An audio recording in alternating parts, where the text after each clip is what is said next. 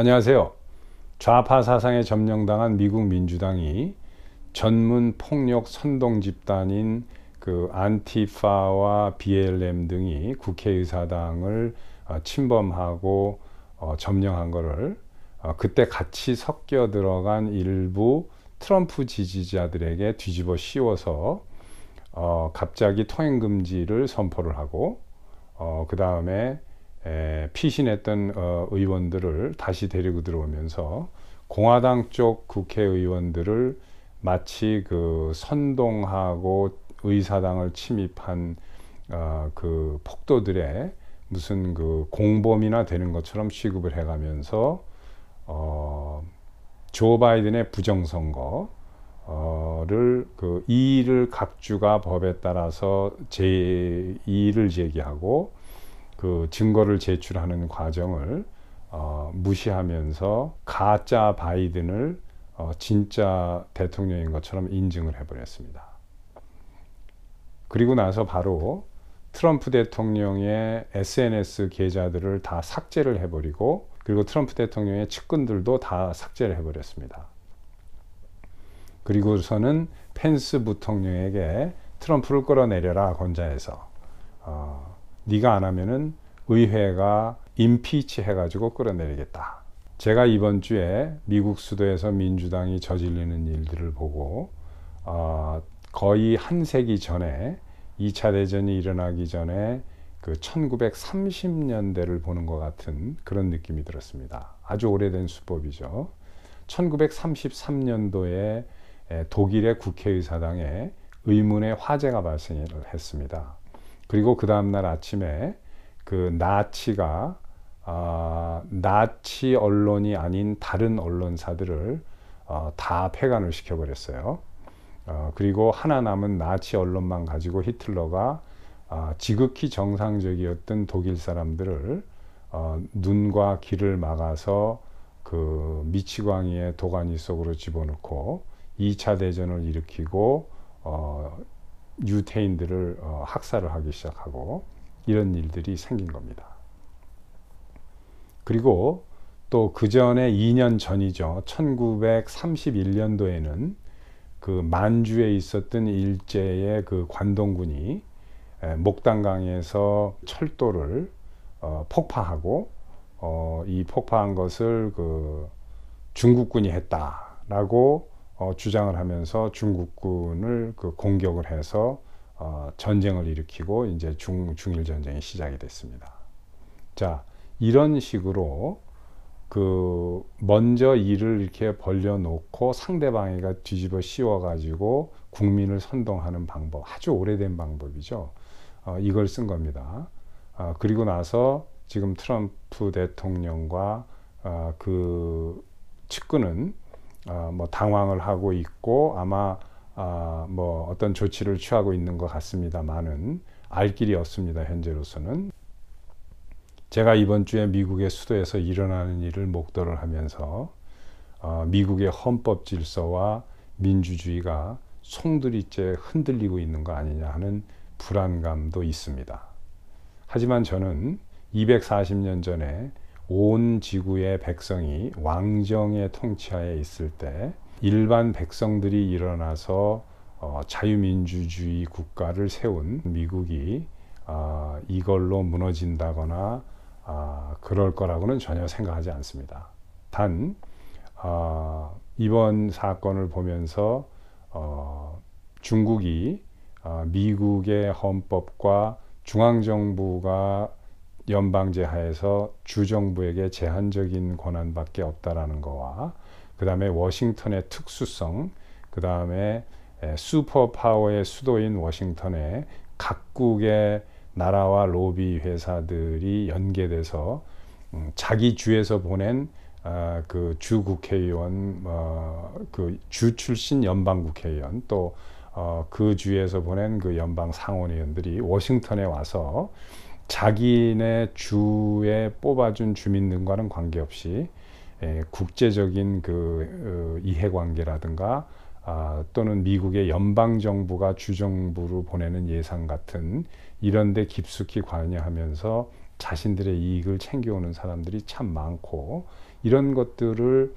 중국이 많이 연구했구나 하는 것을 확실히 알았습니다.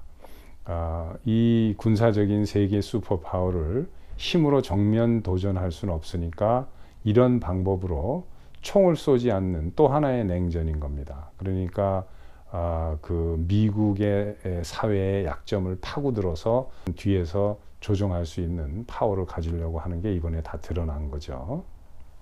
그래서 어떻게 보면 이번이 전화위복을 삼아서 미국 국민들이 정신을 차리는 기회가 될 걸로 봅니다. 전체주의식으로 민주당이 몰아가는데 저는 그것이 역효과를 틀림없이 가져올 것이라고 봅니다.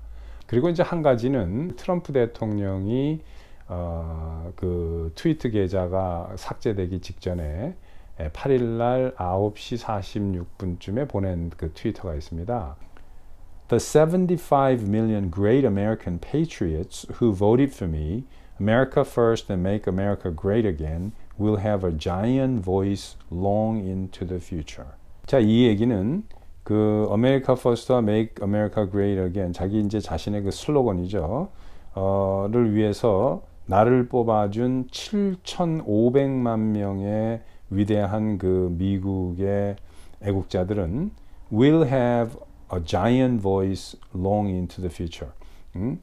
앞으로 그 giant voice를 듣게 될 것이다. 이렇게 이제 이런 트위터를 날렸어요. 무슨 큰 일이 있거나 이럴 때 미국 정부가 컨트롤하는 커뮤니케이션 시스템이 자이언트 보이스입니다. 그 이름이. 그래서 혹시 트럼프 대통령이 뭘 의미하는 건 아닌가 하는 생각이 들었습니다. 그 음모론 같은 거를 말씀드리는 게 아니고 이걸 통해서 트럼프 대통령이 그날 국회의사당에서 엉망이 됐기 때문에 증거도 제출하지 못하고 그래서 국민에게 이런 걸 다 발표하려고 하는 거 아닌가. 지금 왜 이런 일이 일어나고 있고 어떻게 할 것인가를 한번 제가 그 사람들 입장으로 바꿔서 생각을 해보니까 만약에 제가 그 바이든이나 낸시 펠로시 입장이라면 가만히 있으면 되는데 어차피 자기네들이 다 사기로 인증을 했든 어쨌든 열흘 남짓 있으면은 이제 대통령직을 떠나게 되는 건데 왜 그 전에 펜스한테 끌어내리라고 하고 왜 안 끌어내리면은 내가 그 임피치 하겠다고 하고 그것은 다급한 거예요. 계정을 막 SNS 계정도 삭제를 하고 그렇게 할 필요가 뭐가 있습니까? 무지하게 다급한 거죠. 뭔가가 밝혀질 수 있고 미국의 그 정권 이양은 20일 날 이제 그 성경에 손을 얹고 신임 대통령이 이제 선서를 하면서 마지막으로 So help me God 이렇게 하면서 그 정권이 0.1초 사이에 전직 대통령에서 새 대통령으로 넘어가는 겁니다. 그러니까 그 직전까지는 모든 전권은 그 트럼프 대통령이 가지고 있는 겁니다. 트럼프 대통령이 앞으로 그 조건이나 증거가 완전히 국민을 설득할 만하다 하면은 그 행정명령이나 인서렉션 액트를 내릴 수가 있는 겁니다. 제가 그 척 슈머라든가 요즘에 CNN, MSNBC 그 낸시 펠로시가 계속 그 이 두 가지 단어를 얘기를 해요. insurrection이라는 단어하고 sedition이라는 단어를 얘기를 합니다. insurrection이라는 건 이제 반란이에요. 트럼프를 반란죄로 고소하겠다는 거예요. 그 군중을 선동해 가지고 워싱턴으로 온 거를 반란죄를 적용시켜서 하겠다. 그 다음에 세디션죄를 트럼프에게 물리겠다는 거예요. 세디션이라는 것은 공권력에 대해서 저항한 그 죄를 세디션이라고 합니다. 그런데 이것은 제가 봤을 때 그러니까 항상 이 사람들이 하는 것은 거꾸로 얘기를 합니다. 자기네들이 그 범죄를 저질러 놓고 그거를 반대측에다 뒤집어 씌우는 거죠. 그러니까 러시아나 중국과 자기네들이 이렇게 붙어서 부조리가 있었으니까 이걸 트럼프 대통령한테 뒤집어 씌운 거예요. 임기 초부터. 지금도 마찬가지입니다. 자기네들이 insurrection하고 sedition 법에 저촉될 만한 일을 했기 때문에 이걸 또 거꾸로 트럼프 대통령에게 뒤집어 씌우려고 하는 거 아닌가. 충분 조건이 갖춰지면 증거와 함께 언제든지 취임 직전까지 트럼프 대통령이 전권을 가지고 있으니까 행정명령을 내리면서 인서렉션 액트, 반란법을 발동할 수 있습니다. 그러니까 이게 겁이 나는 거예요. 증거가 확보되기 전에 시간이 촉박하니까 빨리 이거를 증거를 덮어야 되기 때문에 이제 하는 그런 소행으로 보이고, 그러니까 지금 이게 트럼프 측과 민주당 측의 싸움은 남북전쟁 이후로 가장 큰 싸움입니다. 국가가 반으로 두 동각이 나 있어요. 지금 이 내셔널리스트들 쪽하고 글로벌리스트 쪽하고. 그런데 남북전쟁과 같이 서로 총을 쏘는 게 아니고 지금 정보와 심리, 이 두 개를 가지고 인포메이션 워페어와 사이클로지컬 워페어를 벌이고 있는 거죠. 그런데 공화당 측과 이제 민주당 측의 장단점을 보면, 민주당 측은 완전히 언론을 장악하고 있는 게 장점입니다. 그리고 공화당 측은 지금 현재 트럼프 대통령이 현직 대통령이라는 게 이제 가지고 있는 장점이죠. 그리고 펜스가 트럼프를 끌어내릴 수 없습니다. 끌어내리려면 국무회의가 소집이 돼야 되고 국무회의에서 과반수가 나와야 되는데 그거는 이제 불가능하죠. 그러니까 낸시 펠로시가 자기가 임피치 하겠다고 그러는 거예요. 탄핵하겠다고 하는 거예요. 근데 탄핵도 성사될 가능성은 많지 않습니다. 뭐 불가능한 건 아니에요. 그렇지만 이론적으로는 가능하지만 그게 실현될 가능성이 현실적으로 적죠. 그리고 많은 미국 국민들이 왜 며칠만 있으면 저절로 나가는 대통령을 임피치를 할까 이해를 못 하겠죠. 그런데 증거가 쏟아져 나오면은 이게 역으로 갈 수가 있고, 현직 대통령의 정권 이양은 20일 날 오후 12시에 이루어지기 때문에 그 전까지는 트럼프 대통령이 전권을 다 가지고 있는 겁니다. 지금 트럼프 대통령 측에서 뭐 흘러나오는 뉴스라든가 이런 게 별로 없기 때문에 아무도 어떤 생각을 하고 계획을 하고 있는지는 잘 모릅니다. 트럼프 대통령이.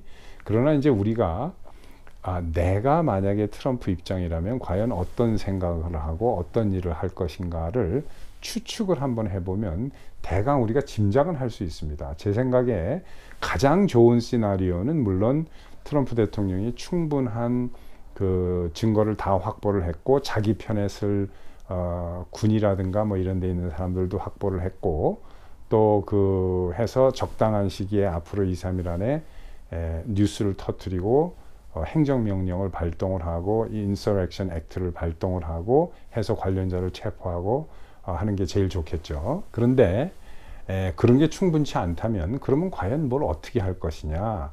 제 생각에 그냥 대통령직을 내놓지는 않을 것 같아요. 제가 트럼프라면 특별검사를 임명을 하고 뭐 어떤 조치를 취하겠죠. 트럼프 대통령이 정치에 입문하기 전에 측근 사람들한테 내가 정치를 시작하면 진정으로 나의 편이 누군지 적이 누군지를 식별을 하기 위해서 당분간 며칠 정도는 내가 가진 모든 것을 이룰 수 있다. 그렇게 할 수 있다라고, 그렇게 해야만 진정으로 내 편이 누군지 아닌지를 구분할 수 있다. 이런 얘기를 했다고 해요. 그래서 혹시 제 바람에는 지금 그러고 있는 것은 아닌지 그런 생각도 듭니다. 혹시라도 기대에 부응하지 못하는 어떤 그런 결과가 나온다고 해도 트럼프 대통령이 자유민주세계를 위해서 세우는 업적은 상당히 큽니다. 틀림없는 것은 미국뿐만 아니라 전 세계에 중국 공산당이 이렇듯 전 나라들의 깊숙이 개입을 해서 경각심을 불러일으키게 만든 것도 트럼프 대통령의 공적입니다. 트럼프 대통령이 제가 봤을 때는 절대로 트럼프 대통령을 따르는 트럼피즘이라고 그러죠. 이게 절대로 무너지지 않습니다.